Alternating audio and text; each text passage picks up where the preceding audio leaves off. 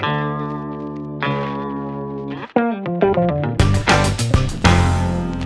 my name is Patrick Brown, your Member of Parliament for Barrie, and welcome to my July podcast.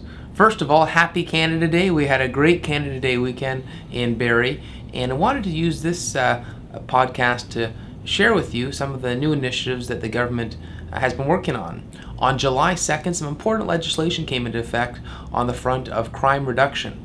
One of the focuses of the Stephen Harper government and our team in Ottawa has been to make Canadians feel safer in the confines of their own community. I certainly want to see Barrie have a stronger criminal code so that everyone in Barrie can have that level of comfort. And there's two things that passed and came into effect July 2nd. One was tougher measures to protect Barrie residents and Canadians against impaired drivers. We're now giving police tools to actually charge for those who are driving, in which case they're drug impaired. The other important criminal code effect that came into effect is better and more effective sentencing for dangerous high-risk offenders, giving the courts and the police the tools to monitor dangerous high-risk offenders. Now, these two initiatives are important. One, there's always the concerns of dangerous high-risk offenders that sort of come like a revolving door through the court system.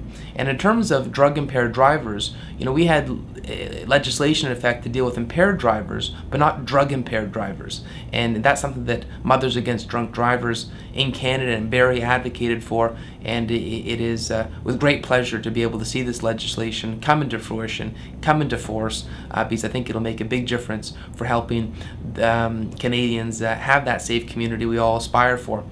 The other thing I wanted to mention today is there's been a lot of discussion about Bell Canada and Telus charging for incoming text messages.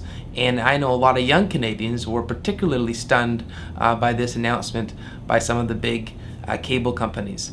And I was so happy to hear that my colleague Jim Prentice, who is the Minister of Industry and a Member of Parliament from Calgary, announced that he didn't support this initiative. He has grave reservations about the announcement from Bell and Telus.